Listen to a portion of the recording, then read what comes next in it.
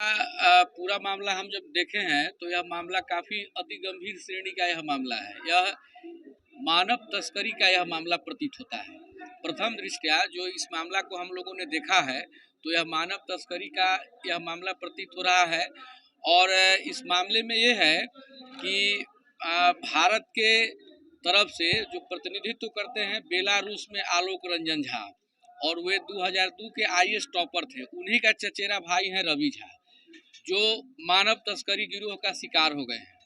ये इंजीनियरिंग की पढ़ाई किए थे, नौकरी की तलाश में थे। चेन्नई के किसी कंपनी में इनको नौकरी लगी और उसमें कंपनी के द्वारा इनको ट्रेनिंग भी कराया गया और इनको काम दिया गया सेल्समैन का। इन्होंने सेल्समैन का काम करने से इनकार कर दिया। उसके बाद में वे वापस अपने घर लौटने के लिए वे इंतजार में थे और किसी होटल में वे ठहर गए। उसके बाद में होटल वाले के यहाँ से कभी होटल वाला कभी ऑटो वाला उनके परिजनों से संपर्क साधा, पैसा वगैरह की मांग किया।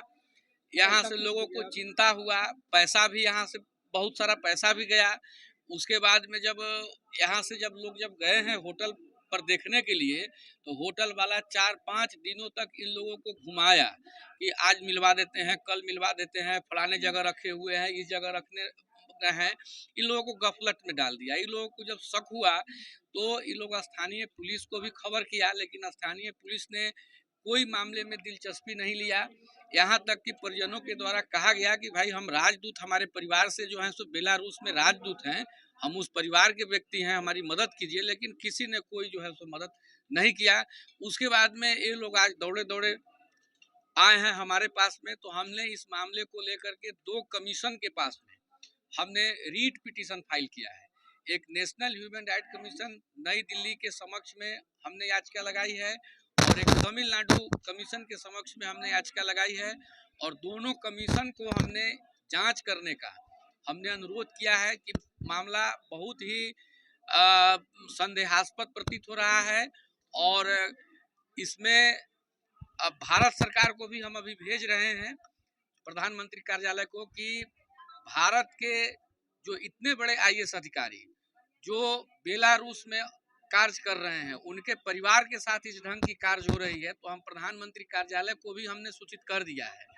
और उसके बाद में अब हम देखते हैं कि अगर यह मामला में अगर कुछ पुलिस, तमिलनाडु पुलिस के द्वारा अगर कार्रवाई की जा रही है तो ठीक है, नहीं तो हम 15 दिनों के बाद में हम सुप्रीम कोर्ट ऑफ इंडिया में मैं खुद जाऊंगा। बोले अथी किया कि जनवरी में हमारा भतीजा रवि कुमार झा यहाँ से चेन्नई गए अपने कुछ काट के लिए। इंजीनियरिंग किए हुए हैं, कंपनी में 1-2 रोज रहे, मतलब कुछ दिन काम किए।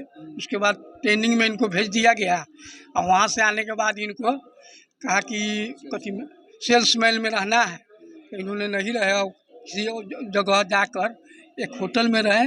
और वहाँ से हुआ कि हम लोग को खबर आया कि उनका तबीयत खराब है, कुछ पैसा भेज दीजिए। कुछ पैसा वहाँ गया ऑटो वाले के नंबर पर और होटल वाले के भी नंबर पर। और उसके बाद से उनका मोबाइल जो बंद हुआ, आज तक बंद है। कोई था तो यहाँ से हमारा 2 भतीजा, हमारे एक ग्रामीण एक भतीजा, एगो भी भतीजे अथी सनी कुमार झा और संजय कुमार झा, 2 आदमी गए, लेकिन वो लोग टहलाते रह गए, कोई अता पता नहीं दिए। उसी में हम लोग बहुत चिंतित हैं, हमारे समाज भी बहुत चिंतित है। हाँ, जनवरी में गए थे और एक कांड है 3/3/2024 के आखिरी बातचीत कब हुआ था? 5 के। क्या बात हुआ था पैसा होटल वाला मांग रहा है हमसे। हाँ, आइए भी भतीजा से भी 5 तारीख का हुआ, हमको नहीं बात हुआ, उसके माँ और पिताजी को बात हुआ। क्या लगता है आपको कि हाँ, उनको कोई जो है हम लोग के दिमाग में कोई तस्करी वाला के या किसी चीज जो गलत जगह उसको भेज दिया गया है, था पता नहीं लग रहा है। हम लोग बेचैन है। देवेंद्र नाथ झा। भतीजा का क्या नाम है? रवि कुमार झा। क्या करता था?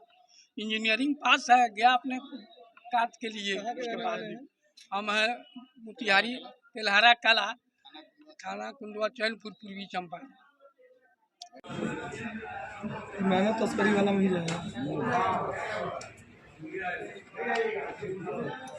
पढ़ा लिखा आदमी का समय है। इनका एक चच्चा है, इनका ले लीजिए बयान, है ग्रामीण है। नहीं अपने आलोक रंजन झा के अपना बहुत हाँ, लोग ग्रामीण अपना है। हमारे भाई है, भाई लगेंगे।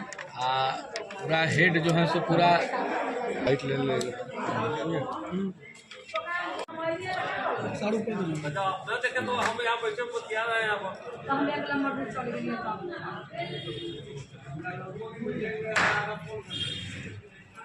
भाई लोग ही अभी